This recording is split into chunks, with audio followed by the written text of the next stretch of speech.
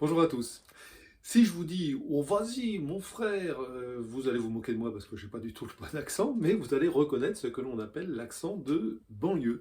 Eh bien, cet accent de banlieue est-il un accent régional comme les autres? Pas du tout. Pas du tout, c'est ce que l'on apprend dans un dictionnaire de la sociolinguistique qui fait l'objet de ma lettre d'information de l'Express sur le bout des langues cette semaine. Et dans ce dictionnaire, on nous explique que ce qu'on appelle le parler jeune également, ça n'est pas du tout un accent régional pour la raison suivante, c'est qu'un accent régional en général, on l'hérite de ses parents et il est partagé par les membres de la communauté qui vit autour de soi, en tout cas une bonne partie d'entre elles. Eh bien, ça n'est pas le cas avec l'accent dit de banlieue, parce que si vous observez les parents, ils ne parlent pas du tout comme ça, et on peut voir parfois que dans une même fratrie, l'un des enfants va utiliser cet accent de banlieue, mais son petit frère, sa grande sœur, etc., pas du tout. Ça veut donc dire que c'est un choix, c'est un style verbal, comme il existe des styles vestimentaires. À travers ces vêtements, on dit un peu qui l'on est et on adresse un message aux autres. Et bien, à travers l'accent de banlieue, on dit qui l'on est, on adresse un message aux autres, soit un message de contestation par rapport à la société qui nous entoure, mais on peut en changer en général. C'est ce qu'il se passe souvent quand, par exemple, les jeunes en question trouvent du travail, se marient, vieillissent, etc. Souvent, ils abandonnent cet accent parce qu'ils ont changé de disposition d'esprit. C'est un exemple, dans ce dictionnaire de sociolinguistique, il y a 69 entrées, donc on y trouve énormément de choses. La sociolinguistique, c'est quoi? C'est l'étude des relations entre les langues et les sociétés dans lesquelles elles se parlent, sachant qu'il y a évidemment une interaction entre les deux. Je vais vous prendre un autre exemple.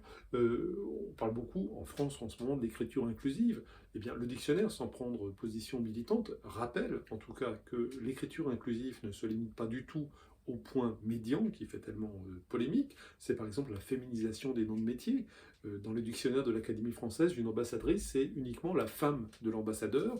Eh bien, certains considèrent qu'une ambassadrice, c'est une femme qui tient une ambassade et que le fait de mettre cette définition ou pas dans un dictionnaire, c'est un choix qui révèle des présupposés dans les deux cas, hein, d'ailleurs, et qu'on peut préférer une solution à une autre.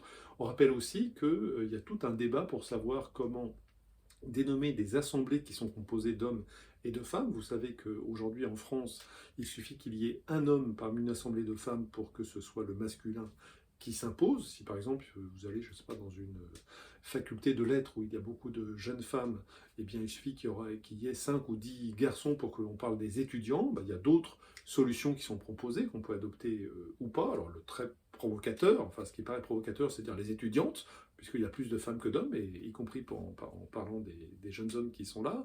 Il y a des plus fédérateurs qui vont dire parlons des étudiants et des étudiantes, les deux, parlons du public, en choisissant un terme neutre. C'est un autre exemple. Encore un exemple, je parle souvent des langues en danger, vous savez que c'est un sujet qui me tient à cœur. Eh bien, il y a des langues en danger, c'est vrai, mais il y a également des langues qui vont très bien, et même de mieux en mieux. C'est le cas du maori en Nouvelle-Zélande. Ceux d'entre vous qui apprécient comme moi le rugby et qui suivent les matchs des All Blacks, vous savez qu'il y a des Maoris, des membres de cette communauté dans l'équipe des All Blacks.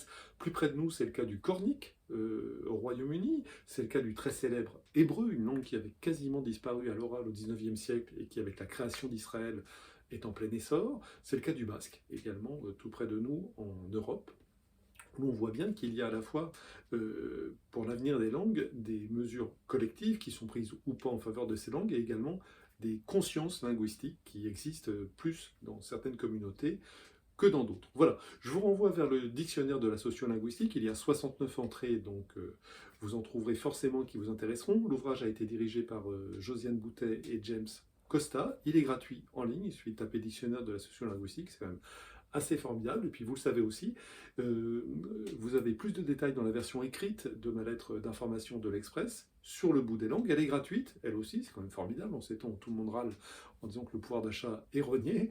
Donc allez-y, vous allez sur Internet, vous tapez sur le bout des langues, vous entrez votre adresse de messagerie, vous la recevez automatiquement chaque mardi. Et si vous la recevez déjà, vous savez que j'ai besoin de gagner des lecteurs, n'hésitez pas à la faire connaître autour de vous et inciter vos contacts à s'y inscrire. Je vous remercie et je vous dis à la semaine prochaine.